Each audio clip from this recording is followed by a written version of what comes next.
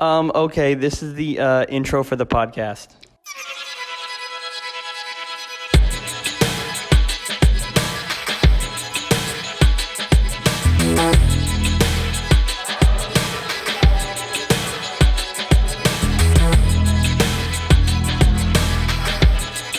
Hey guys, welcome back to the Silver Screen Fiends podcast. I'm your host, Sam. Hey guys, I'm Joe. I forgot what I was supposed to say. Bro, come on, bro. You're really fucking up those. Please. Yeah, whatever.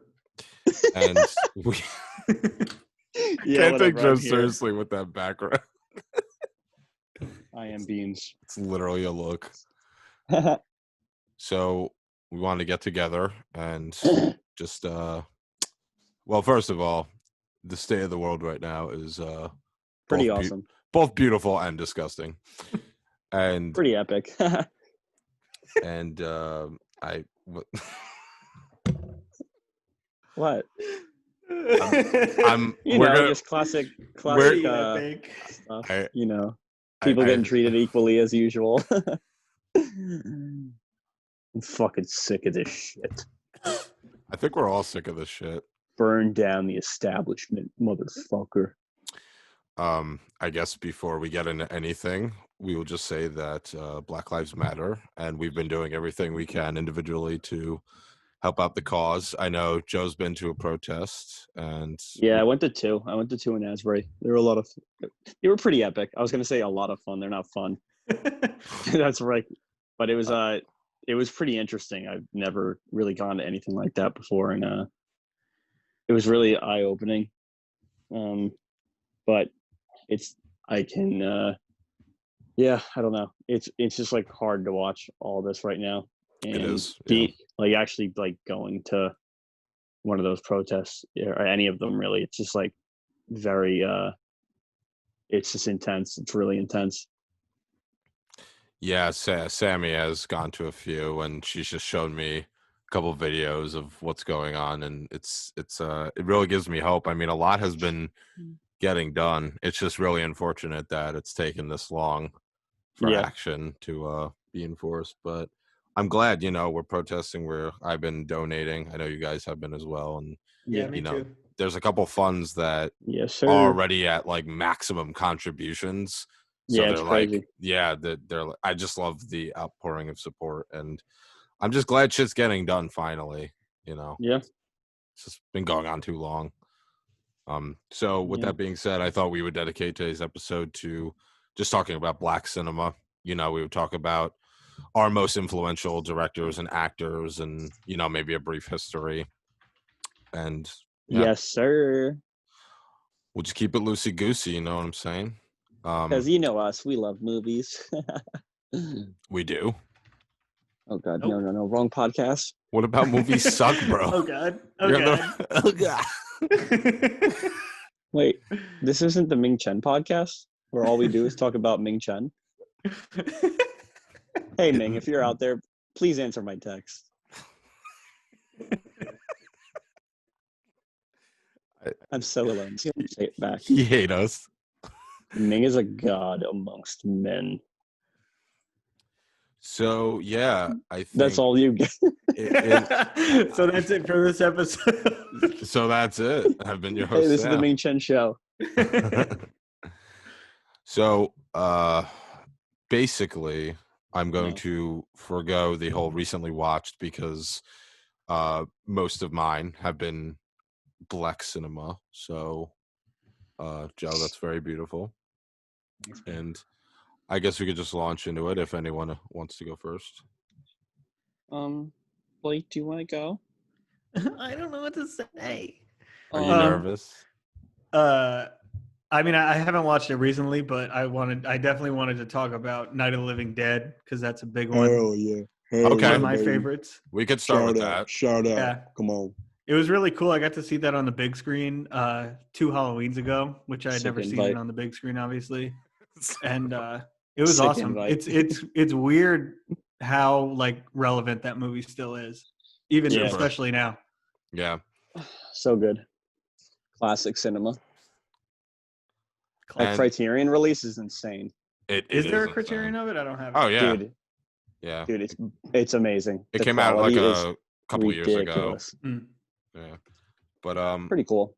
a lot of people don't. I know a lot of people do understand that George A. Romero comes from a place where he injects political commentary into his movies, and a lot of people who watch Night of the Living Dead, they kind of just imbibe it at a surface level of entertainment with zombies and gore. But I mean, it really is much more than that. I mean, it talks about political and domestic racism and all of the issues with that, and especially just like the tensions that rise in the house. Because when is the movie actually supposed to take place? Like in the 60s when it was filmed? I assume so. It doesn't really have a like date. It's just kind of like modern.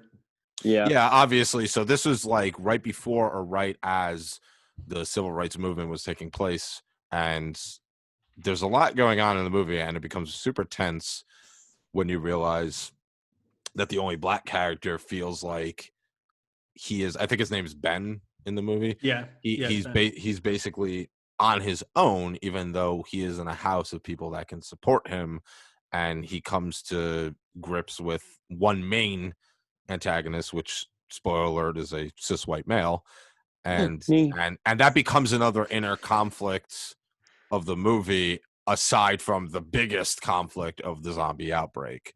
And I think the movie works so well because even though you're dealing with a ridiculous concept like the undead, it deals with all these political issues that we're like, okay, well, we need to all be in this shit together. So put aside your dumb fucking racist ass and let's do this. No. And then the ending too is like probably one of the most powerful horror movie endings of all time. Yeah. I don't know if you remember how it ends, but yeah. Isn't it when Ben doesn't Ben come out of the house? And, and he gets shot. Yeah, he dies. Like, which is the biggest message of the entire movie, basically. Well, the funny thing is that what's it called? Like people always like would go back and like interview George Romero about how he like casted like a black man as the main lead, and he said no, it just kind of turned out like that, and everyone's just like bullshit. Like you like I've heard that too. That he's like, oh yeah, we just hired him because like he was a good actor, but I don't believe that. Like bullshit. When you just look at how powerful the message of the film is, especially when you equate the end of it to a blatant metaphor on police brutality or mistreatment of the African American race, I find it really hard to believe that he just accidentally casted him. But because think about it, if he had just like casted a white actor, the whole entire like message of the movie is gone. So basically it wouldn't have like worked, or it would have just kind of been stupid. Yeah. So looking him up, his name was Dwayne Jones, and he died. He died young. He died at the age of 51. Jesus. Holy shit, that's sad. But yeah, thanks, Sam. I think just giving the facts, my dude. Wikipedia, hell yeah. So anyway, I think that is a really good start to the talk, because it's a movie that a lot of people wouldn't really associate with what we're trying to discuss, but like it is probably the most prominent example, especially in the horror genre. Yeah, definitely for horror movies. I think just in general, like George Romero's movies are probably the most political, like classic horror movies. All of them. Dawn of the Dead. I agree. They all are. Oh sure, yeah. And that one in particular. What did you just start playing? Or was that on my end?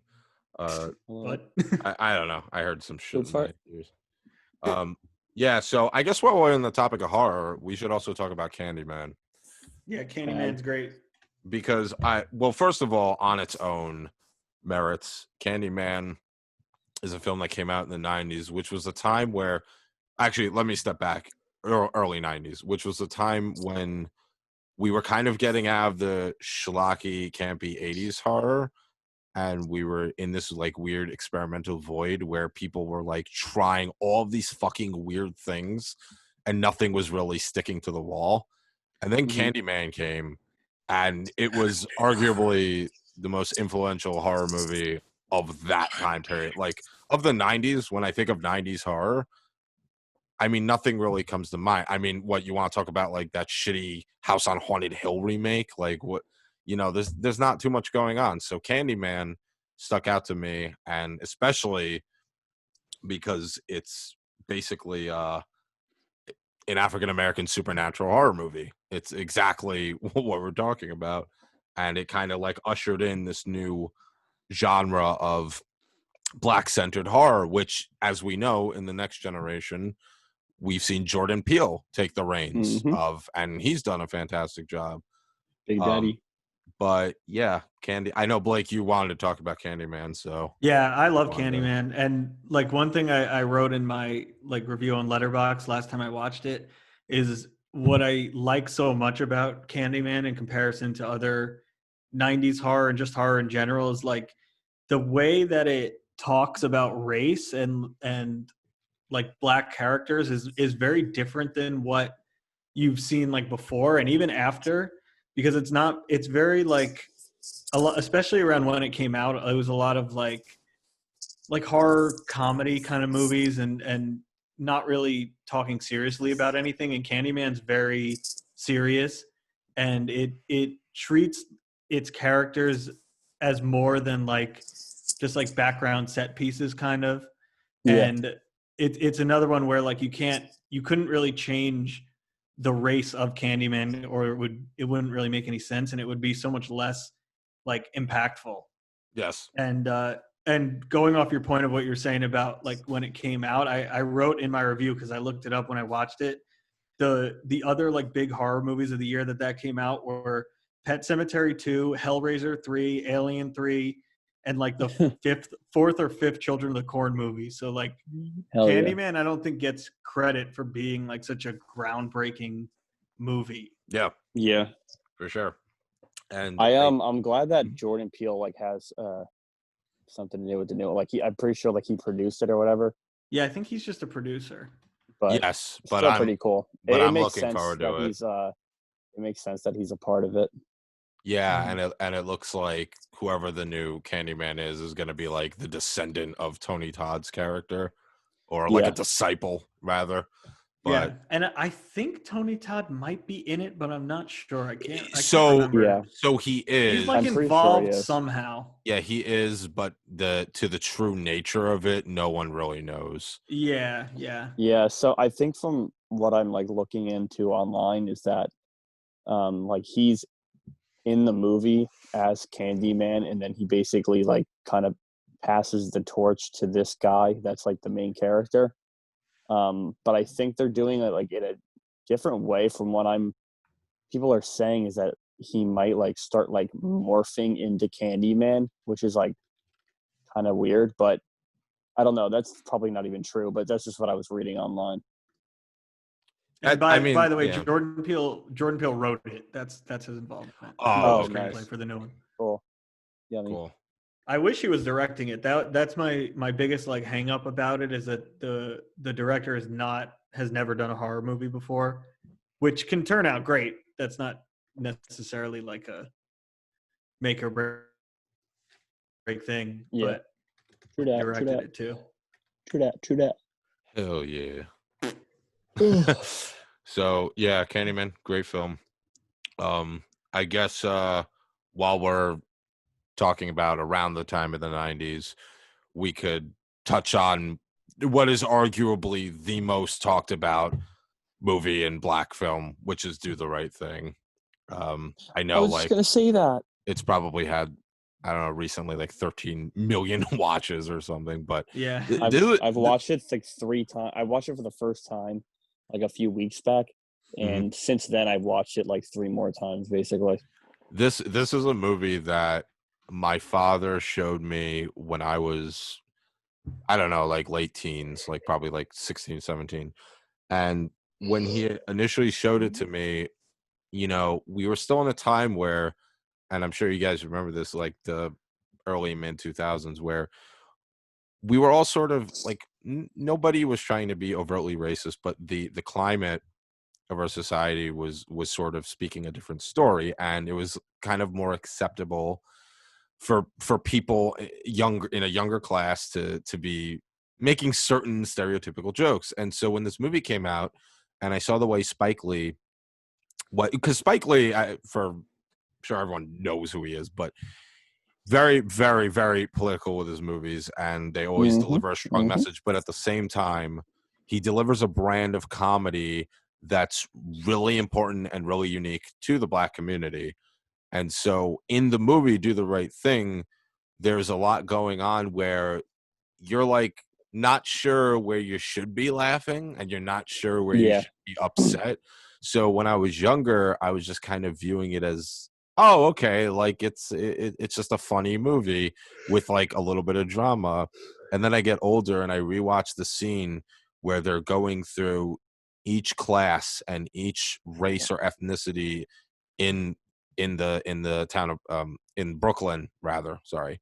And to me, like, it's funny, but also like it was a break in the movie to remind you how real everything is. Like everyone just calling each other a horrible word or discriminating or and it was just like, because I think the movie came out in 89, and obviously we're still working with the after effects of all of this overt racism and people trying to like protect their white supremacy after the civil rights movement and like all of that. Isn't that wild?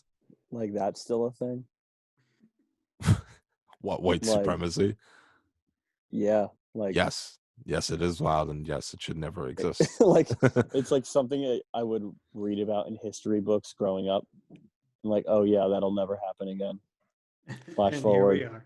Yeah, well, like, oh, nice. Yeah, well, I it's like, okay, now this is epic. No, it's not. It's really not, though. It's definitely not. It's really fucking not, and I'm fucking pissed. But yeah, I think just obviously the message is strong. We have characters like I know I love Radio Raheem's cameos throughout the movie. Dude, and so he gives good. a speech on love and hate. And we also have Radio Raheem. I thought Spike Lee did a good job as Mookie. You know, he tried to remain neutral to everything going on, because he knew in Brooklyn there was obviously racism, but he also knew that he needed to support himself and his sister. So he worked at the pizza place ran by Danny Aiello's character, who also, by the way, deserved numerous awards. I think he won 1 or 2, and he actually just passed away last year. But he put on a phenomenal performance in this movie. Yeah. I mean, just to see the anger represented by like all the racist white people, it was actually powerful. Well, it's just like it's so nuts because like the whole movie, you think like, oh yeah, like he's the one that's going to be like not like ignorant, and then it just changes like towards the end. Yeah, and it's just the whole production from start to finish. And I also loved John Turturro in it. He's the son, I believe, of Danny Aiello. And, yeah, he's one of the sons. Yeah, and it also was just essentially a metaphor for, if you do not change your behavior, the next generation becomes a product of its own environment, and this is exactly what you're telling people to preach. So the way that his son is acting overtly racism, and he's doing it in a way that's kind of more in touch with what his demographic is like, it speaks volumes as to how we're supposed to put an end to those bullshit supreme ideologies that like Danny Aiello's character is trying to implement. But I think great from start to finish. I absolutely dude, it's so movie. good. I'm probably just going to keep on rewatching it while a lot of this is going on. It's just like, it's way too relevant of a movie right now. Like, I think like everyone should watch Do the Right Thing, especially right now. Yeah, and obviously Spike Lee has a vast filmography where, you know, if you don't know where to start in Black cinema, I think his movies are probably the most easily approachable, because they kind of have a balance of socio-political commentary with humor, with drama, with elements of thriller attached. So you kind of have a lot of shit going on. And another couple more I would urge people to watch would be Crooklyn, which I think came out a couple years after Do the Right Thing. Yeah. And it's basically just I think is it, oh yeah, that is right. Yeah, Delroy Lindo is in that. Yeah, I was thinking of another movie, but he puts on a great performance as the patriarch of this large house in Brooklyn. I believe it's like the Bedford-Stuy area, and it just you see like all the emotional impact that the neighborhood has on him and the family, and how they're trying to make ends meet, and all this wild dramatic shit happening. And I know there's definitely more, like Bamboozled. I haven't Jungle I, Fever I heard was pretty good, and Black Klansman is like the most recent one that he's done. Yeah, I have not. I really gotta watch that one. Yeah, I've not gotten to watch that yet. Dude. Oh my god, that movie's amazing. So that's based on a real story, right? Yeah. Yeah, that's it's crazy. Yeah, literally infiltrated like a KKK like group in I don't know where it was, but it's just insane. And Adam Driver does a really good job too. Do you mean Daddy Kylo Driver? Ren. Kylo. Welcome back to the Kylo Ren podcast. So yeah. Oh, and let's see. I wanted to say, obviously Barry Jenkins, even though he only has like a few shorts, but Moonlight and If Beale Street Could Talk are probably two of the most powerful films I've seen in a really long time. Like, especially Moonlight. If Beale Street Could Talk was a really, really good film, but Moonlight is just amazing, and it was such a groundbreaking film. Like, obviously, it won fucking Oscar. Like, for an independent film about. Oh, you mean La La Land? Yeah, bro, relax. I actually won a like on my job we had like a pool, like an Oscar pool, and it was like me and my friend, like we were like the last. We like both had like identical scores, and then as soon as La La Land won, my friend's like, "Oh yes," and he said Moonlight. I was like, "Fuck you, I win," and I took all the money. It's like that was insane, and like I still cannot even believe that happened. That was pretty wild. Yeah. Moonlight was really good though. I wasn't expecting to like that because it's not really the genre that I typically watch, obviously, but I did really like it. It surprised me.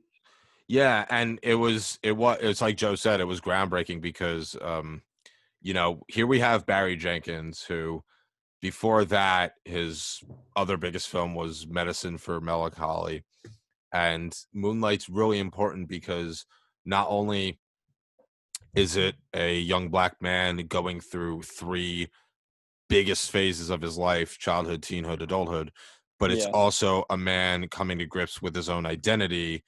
And so it wraps itself in the LGBT community as well. So now we have an even bigger message for the movie. And I think that when this movie came out, it ushered in like a new generation of black cinema. And I'm really, really glad. I'm really glad that happened. Like, obviously there's tons of black filmmakers out there, and there's tons of films of black films, like, but I feel like when Moonlight came out, it kind of was a huge shift in the whole industry, to be honest. And just the fact that it was able to, well, not able, but it won the Oscar for Best Picture really changed the game for like everyone, to be honest. Yeah, it absolutely did. I mean, there's no two ways about it. Other than all this systemic racism that's existed for generations, it's been rampantly prevalent in Hollywood and entertainment. And I think this was the first biggest case of a breakout black director. I mean, you could argue Spike Lee, I'm sure, but Yeah, Spike Lee he's legendary, but but by now Spike Lee's kind of like Quentin Tarantino, where like he's such a like iconic filmmaker that everyone I don't knows know. him. Yeah, like it kind of needed like a breath of fresh air. Like that's saying, like Moonlight. Exactly. Yeah, so it definitely needed this new generation. Yeah, movies kind of needed like a push in the right direction. Yeah, I still have to watch Beale Street though. It was really good. It's a solid follow-up film.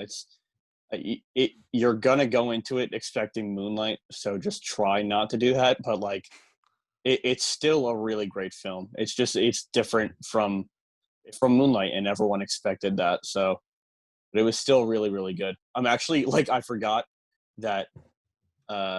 I'm pretty sure I sold you my copy of Moonlight, so I'm buying it right now because you did sell me that. I miss that movie so much. I need to rewatch it.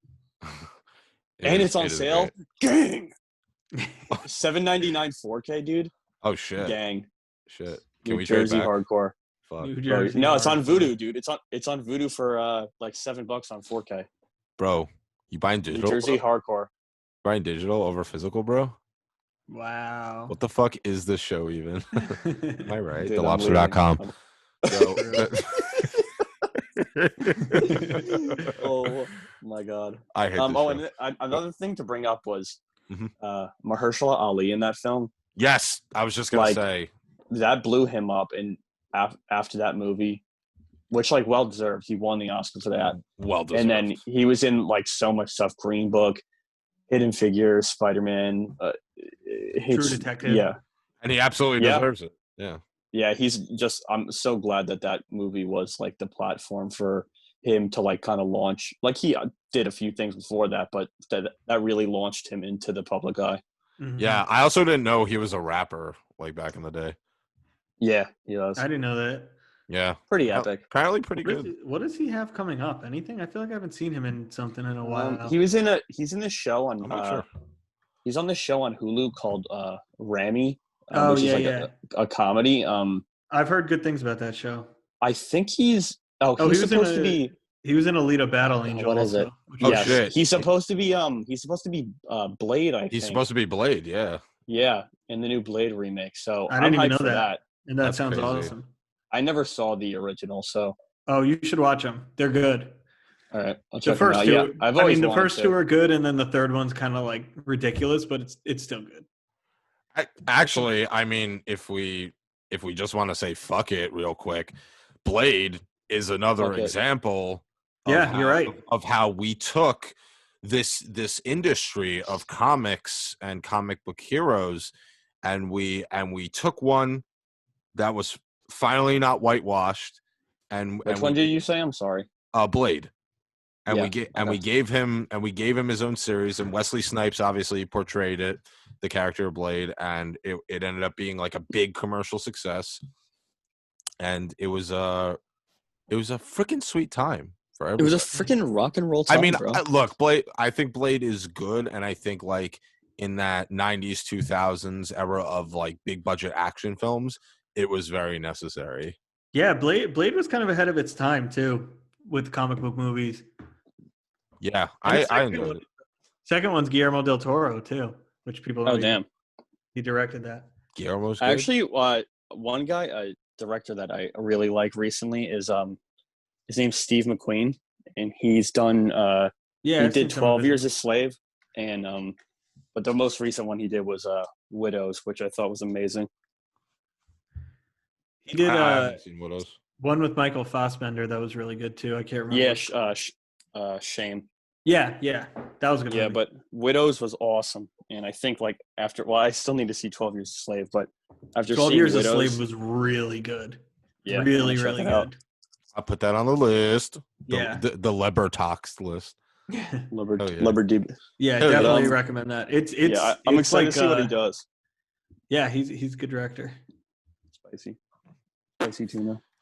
So we're just kind of guys. So that's it, everyone. So I'm just gonna hop around generations here, and I wanted to talk about one I saw recently, which is called Black Girl, and not to be confused with the one from 1972, because there's a couple named Black Girl, But my friend Zach recommended me this movie a while back, and I finally saw it. And it's a movie that came out in the 60s, directed by, forgive me for the pronunciation of this, Ousmane Sembene. He's a French I film don't forgive you. director. And thanks. And it's about this black woman named Diana, and she gets pulled from Dakar to come to France. This woman comes, this white French woman, and she's looking essentially for a slave. In the beginning, the main protagonist doesn't understand what this means, but she wants work. She wants to support her and her family, and so she hears about this great opportunity of going to France, and so she's like, "Sign me the fuck up." So the movie wastes no time getting into it. It's not a super long movie, but as soon as she arrives, she's immediately set to clean the house and cook dinner and host a party for friends and take care of everything. And she also is hired as sort of like a live-in babysitter.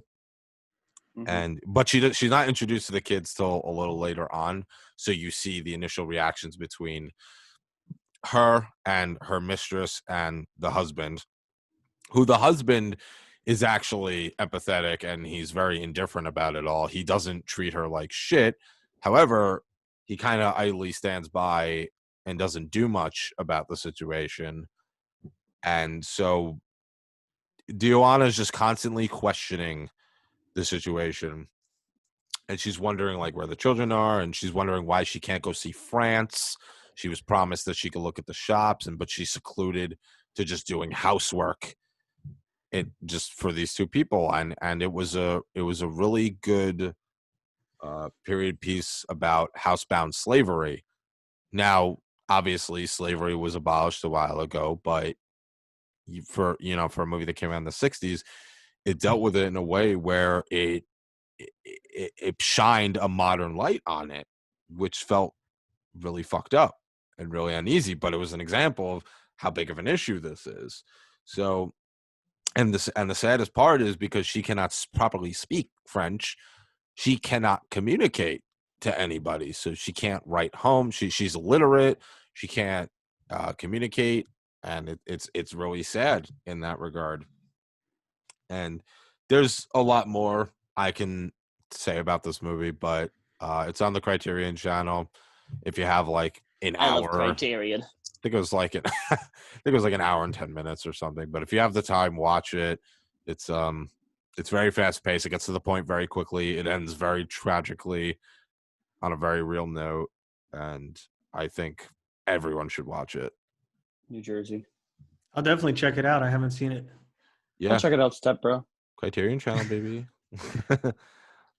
There's actually they put up a lot of cool films, just like about Black history and just starring like Black actors and actresses, and they put a bunch of them up on the channel over the last few days. Yeah, and one in particular I wanted to talk about was Oscar Micheaux, who was basically one of the first Black directors.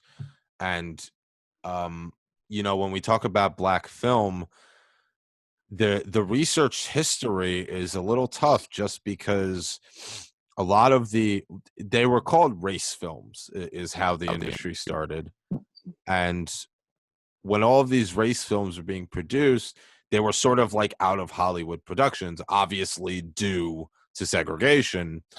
And a lot of the films, as a result, ended up becoming lost, and only about 100 of them exist. There was something like 500 ever made.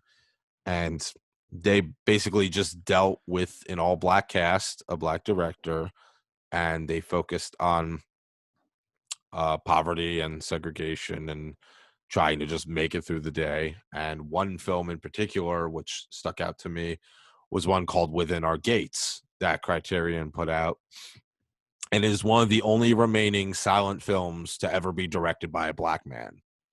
Damn. And yeah, it was crazy when I found this out. I couldn't believe it. Actually like felt cool watching a piece of history. Yeah. And the story is nothing too complicated. This woman wants to raise money for this school, that it's like an all black school that she wants to keep it going because there's overcrowding, and she reaches out to this wealthy white woman, and throughout the movie obviously there's all the segregation, all these trials and tribulations, and but nice enough, the movie sort of ends on like a high note saying, no matter the outcome, just keep fighting. Like you can make a difference. It doesn't matter how loud or silent you're being, like just keep on fighting. And it was really powerful. About an 80-minute movie. I think I want to watch it because it was so important. And it was really created as sort of a rival piece to W.D. Griffith's Birth of a Nation, because when we talk about segregation in film, Birth of the Nation, you can't leave out of the conversation because it is the movie, and a lot of people don't realize this. It is the movie that basically introduced a lot of modern ideologies about the KKK. And like, for example, in the movie, they burn a cross. That was an idea that W.D. Griffith had. Sure enough, Klans members start doing that. So it was an example of art imitating life and life imitating art. So it's one of those things where we try to shy away from talking about that side of history, but it's really important. Shout out to Zoom's 40-minute time limit. Yeah, this is the first time that they've gotten us. Usually we get the free unlimited. Yeah, usually they hear about our lobster.com sponsorship and they're like, damn, daddy. Like, wow, these guys are legit. Like, damn, Daniel. Anyway, by the way, I think I kept saying W.D. Griffith. I meant to say D.W. Griffith. I always get that confused. You're fired. Oh. You're arrested. So anyway, that's basically my rant on that movie. Within Our Gates, you should check it out. Silent films. Cool story, bro. I like silent films. I like them because then I could just say whatever I want during them, because they don't matter, because silent films are trash. You just talk over you just talk over every movie because they mean nothing to cinema. Wow. Lobster.com. Hey guys, welcome back. Another artist I want to talk about is guys. Yeah. I wanted to see how long until you thought I was paused or something. Damn, I want to talk about Ryan Coogler. He's the director of Black Panther and also of Creed and Fruitvale Station and various other flicks. And I think he's pretty good. That's about it.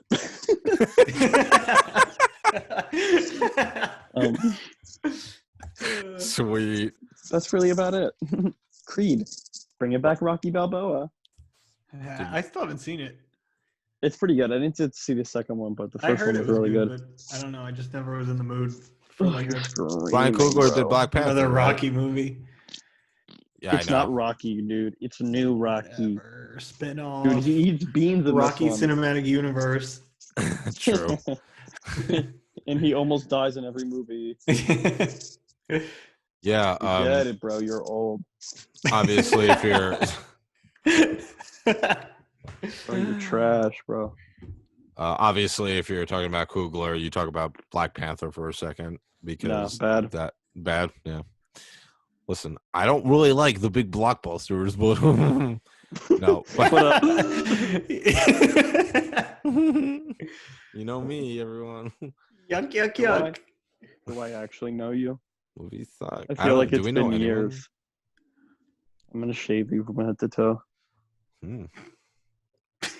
What kind? Hey guys, welcome back to the podcast. Step bro. Good episode. Oh god, that's the rest of the episode is just me going for the next 40 minutes until Zoom kicks us off again. Can you just kick us off now? And then it cuts to a video of me just in my room farting. That would be epic. I fucking hate everyone. So okay, anyway, all I want is a place to call my own, and the hearts of everyone who feels alone. Whoa. Make sure to keep your hopes up high and your head So, down in the heat of the low. night. Yeah, my favorite thing about silent films is you can just play All I Want by A Day to Remember over them on loop. And it always fits. Holy shit. So,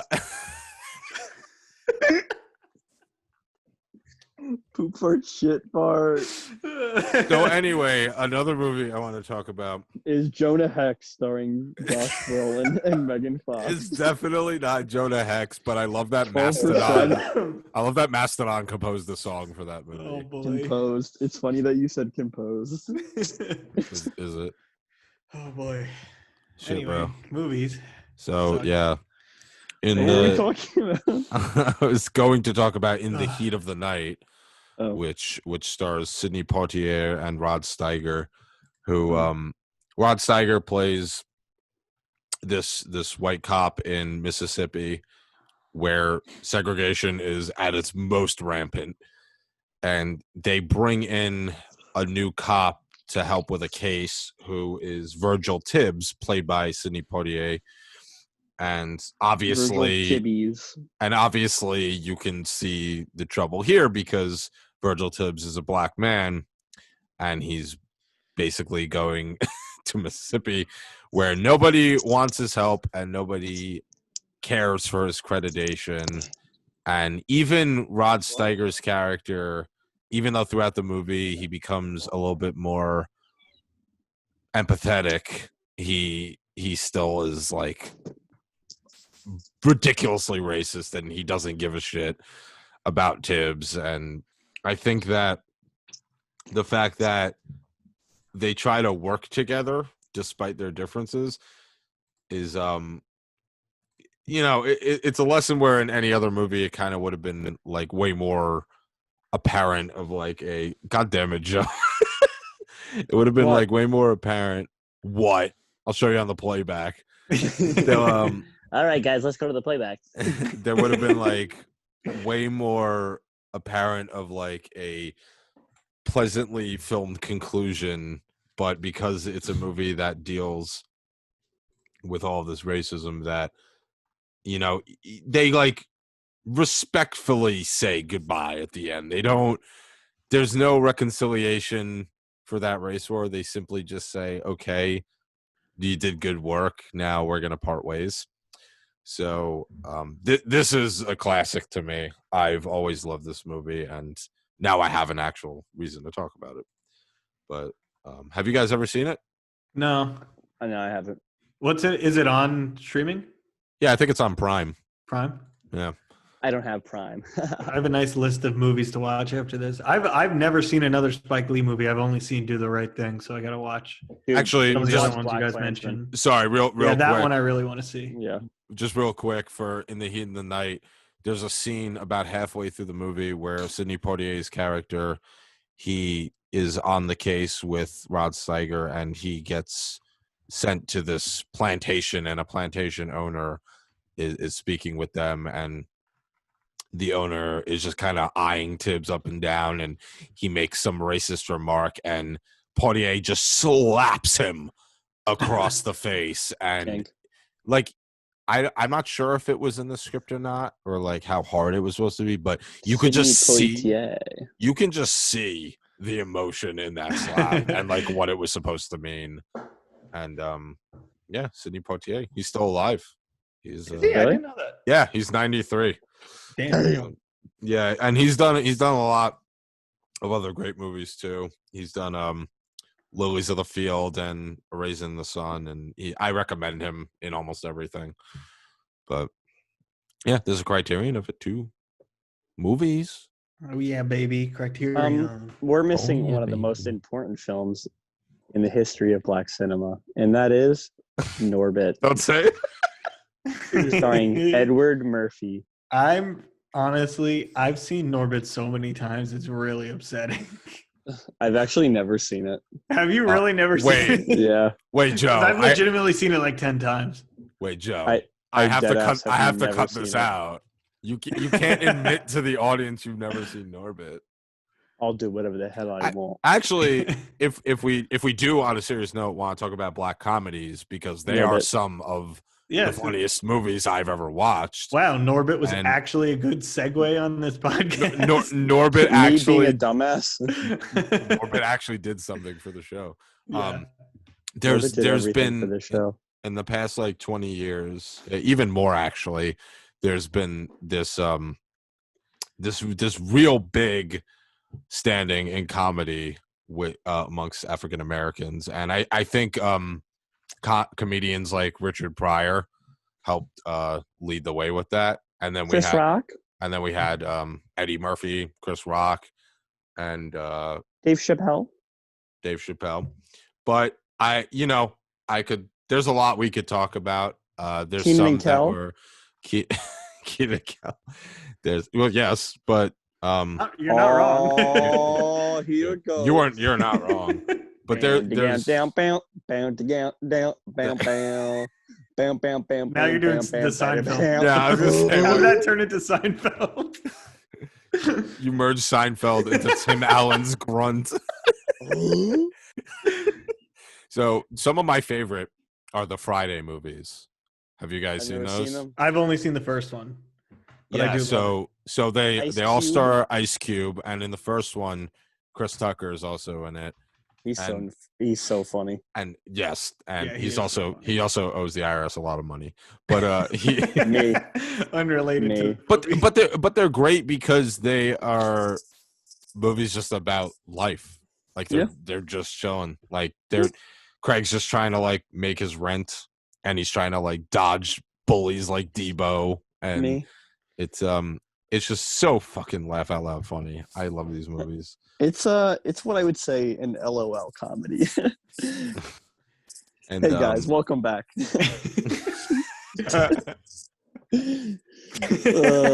I'm so alone. Okay, what were we gonna talk about? Sort of related, but did either of you guys see Straight Outta Compton? Yeah. Not that yet. was a really good movie too. Yeah, it was really good. That was like kind of like the first like biopic we got in like a pretty long time, and then after that they just started pumping out biopics. Yeah. They're like, we're gonna do Bohemian Rhapsody. We're gonna do Rocket Man. We're gonna do Rocket Man. Well, if Rocket Man was really good. Yeah, I want to watch it. Yeah, I like that. Well, like I'm a big fan of Queen.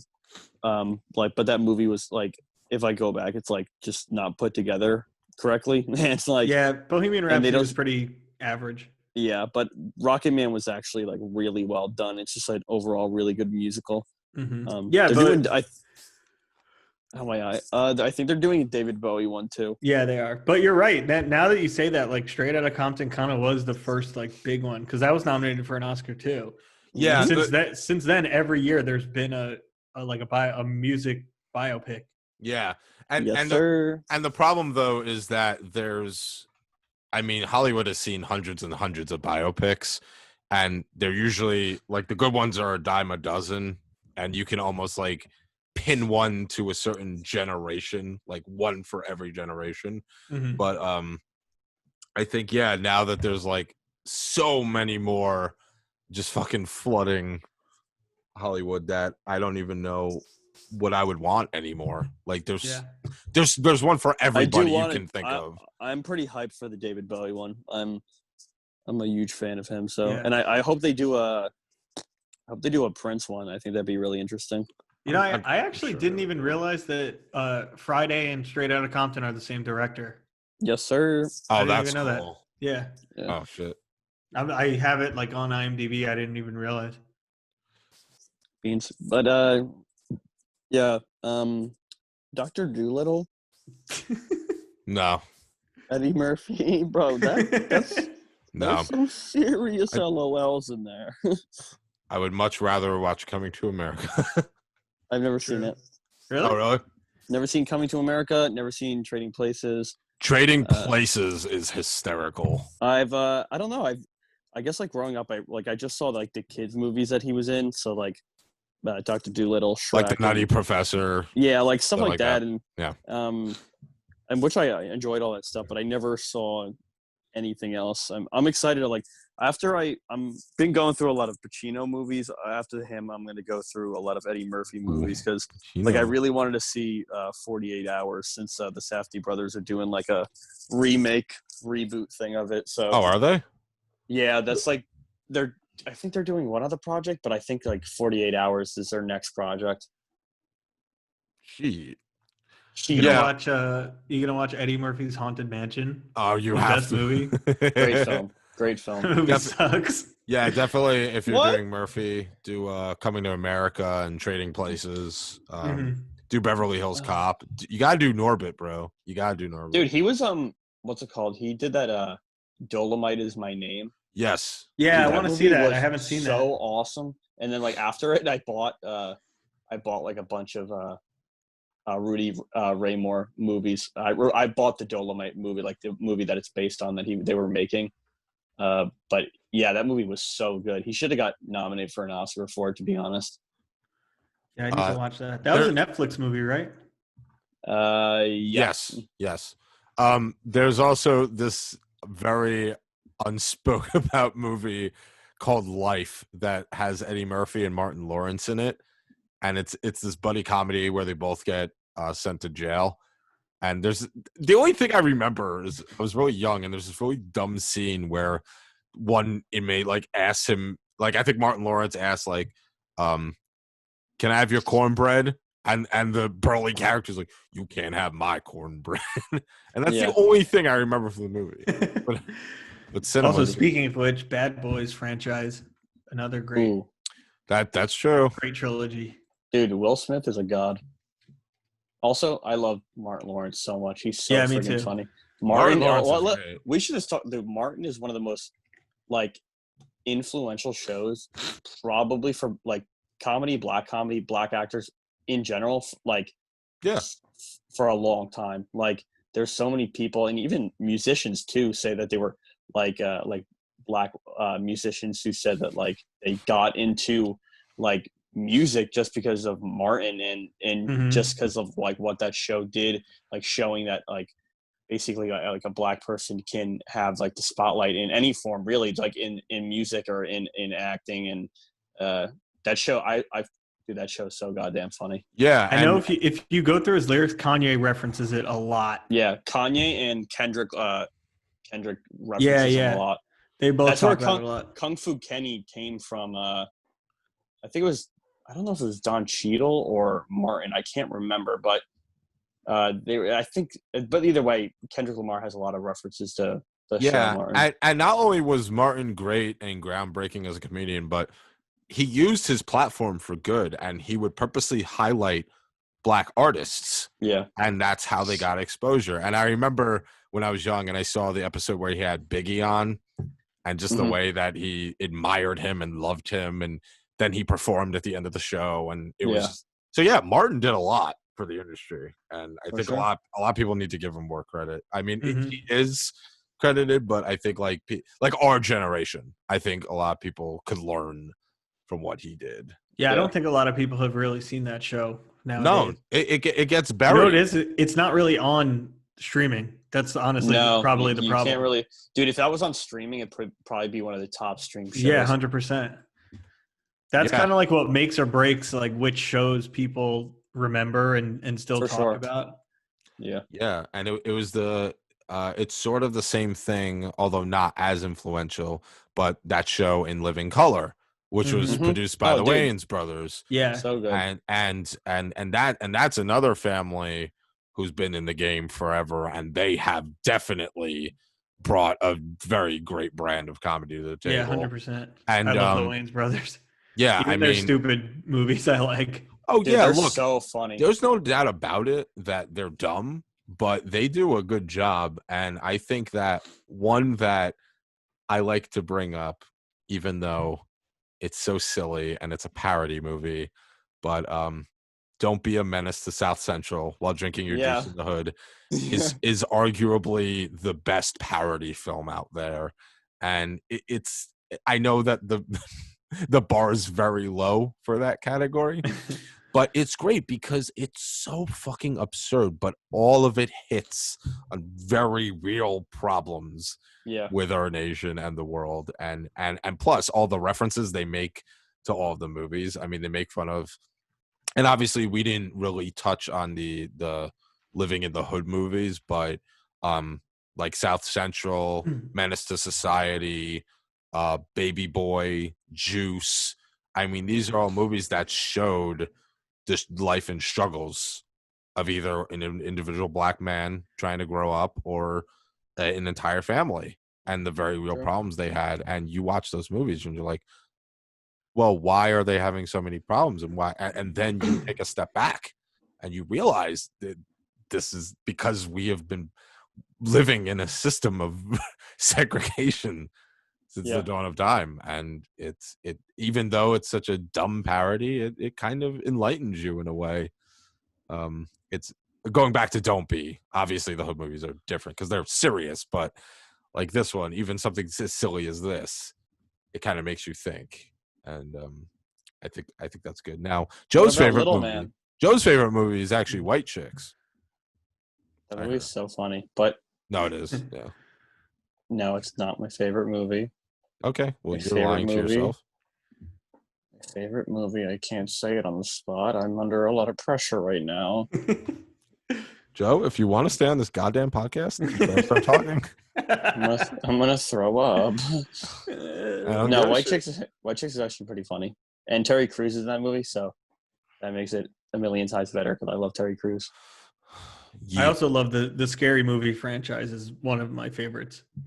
That's like I saw all of those movies before I was even like into horror movies, and it was one of those things where like I knew the references before I saw the movies from those movies. And I didn't even realize that those are like the Wayans brothers like wrote and directed those. I just thought they were in them. Yeah, no, they definitely get some shit, but I love those movies. Mm-hmm. I think there's stuff from Scary Movie that I think people know better than like the movies it's parodying. Oh, definitely, yeah. Oh, another one I wanted to mention is what's it called? Sorry to Bother You. I thought was such an amazing movie. That was. I did not expect any of that to go down. No. What's his name? What's his name? Who's in that? The main character. Lakeith Stanfield. Yeah, dude, he is. Yeah. So good. He's such. Have you watched Atlanta? Actor. Oh yeah, dude. That I need to watch Atlanta. Even that, like, dude, Atlanta is such an important show right now. Mm-hmm. I wish it would come back. Dude, it's so good. I love that show. But yeah, Sorry to Bother You was fucking crazy. Absolutely, one of the most insane movies I've ever seen. Yeah. Yes. I remember watch. Like usually I have to process a movie after I watch it, but that I was just like, what the fuck am I supposed? Like, it's like that's like the definition of a movie that you should not. Don't look it up. Don't like watch anything about it. Just watch the movie, not knowing as little as you possibly can about it. And it will make the experience so much better. But it was cool that like I don't know. I thought like I saw the trailers and stuff, and like the trailers didn't even give anything away. No, like they really, which I'm glad. Like I would have been pissed if they spoiled anything. But that movie was just like completely out of nowhere. Yeah, and it just gets weirder and weirder as it goes on. Right, because Lakeith's character is like, oh, I'm a little bit enticed by this telemarketer job, and then like that's where the normalcy completely ends. Yeah, and then everything else is just chaos. I'm very excited to see more from that director. Boots Riley. Yeah, that's the only movie. Yeah, he only did that one, and I think maybe one other. I don't know. He hasn't done much. Yeah, it shows on IMDb he's directed a short film and Sorry to Bother You, and that's it. That's so wild. Which is nuts. I think he mainly direct like he mainly just has done music videos for the past few years. Well, I was gonna say it looks like he does a lot of music. Like he's credited for the soundtrack of a lot of movies. I'm a bitch, but a little. Writer and director, Sorry to Bother You is pretty much it. Swag. Hey man, if that's all he does, I just hope he does more because I want more movies like that. Movies. No, because he's gonna sell out to the man. We know what's gonna happen. No. Yeah, it's good shit. Good movie. Good poop. Good film. Good poop fart. I I didn't have too much more on my list, so I wanted think to we covered mention a lot. one more, which was the Shudder did a documentary called Horror Noir. That I want to check is, that out. yeah, it's all about like black horror movies and like the whole yeah. history. Oh, It okay. goes back to like Birth of a Nation, kind of what we were talking about, and Yeah. like moves forward through the lens of horror, and it's really, really good. It's short too, so Nice. it's not like a big investment to watch it, but it was really, really good. And it'll like you'll watch it and you'll finish watching it and have 25 new movies on your watch list, because it just like it has so much great information and like exposes so many movies that I had never even heard of. It's definitely worth watching. Especially it basically encapsulates this whole topic for the horror genre, obviously. Spicy. Yeah, and what was that one more time? What was it Horror called? Noir. Horror Noir. It's on Shudder. Shudder produced it. Okay. Spicy. There's a I also found there's this account on Letterboxd. It's called Black Saint, and he made a really long list of movies, just like by black directors, and and I just wanted to rattle off a few of them real quick before we finish up. But like we already talked about Spike Lee and like Jordan Peele, but Get Out was obviously like such a huge film, and yeah, we didn't even talk about that. And I was gonna get to like, that. Yeah. What those did, but like even like the black like exploitation films, kind of like Superfly and Shaft. Oh yeah, and, I love like, blaxploitation movies. like There's so many that, good ones. Oh yeah, definitely. Black Dynamite. Great movie. Some of them aren't even black exploitation films, but like Training Day, which I haven't seen in like a pretty long time. Sweetback's badass song. Yeah. And like all the movies that Tupac did, like Juice was so like that movie's nuts. But let's see what else. I was going through a few of them. And okay. The one that I wanted to mention, which is by a black director, is Submarine, which was a really good film. It doesn't star black actors, but it just giving you notice to black directors out there and artists. But it's funny because like that movie's about like a 15-year-old white boy, and the soundtrack is by like the singer of the Arctic Monkeys. But yeah, it's a pretty good movie. It came out like 2010.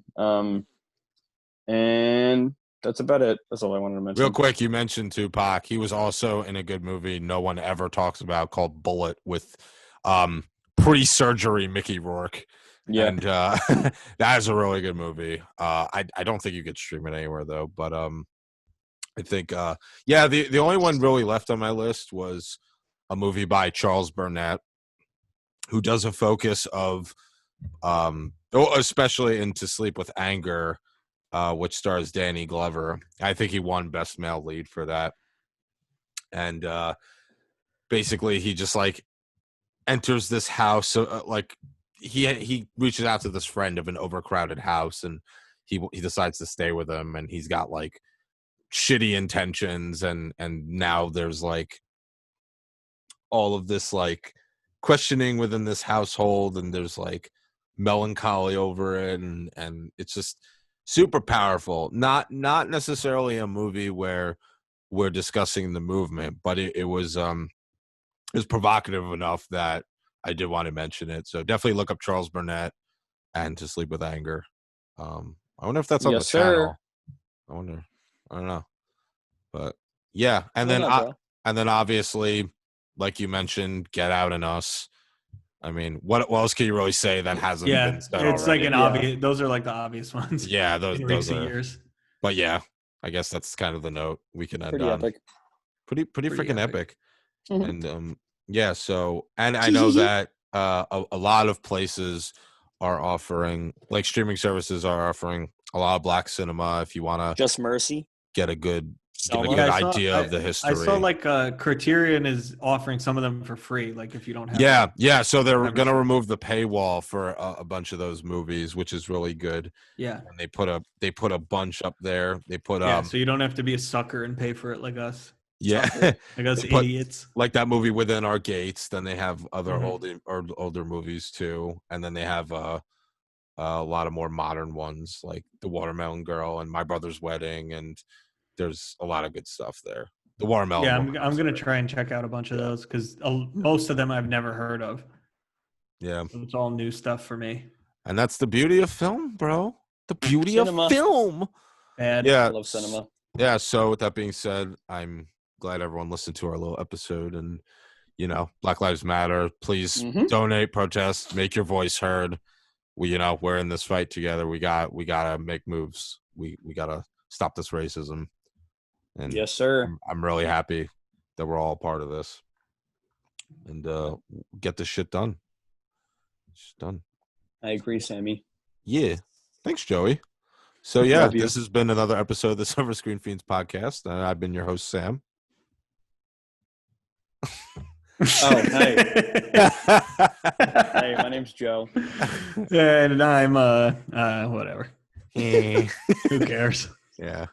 And this has been us, the movie.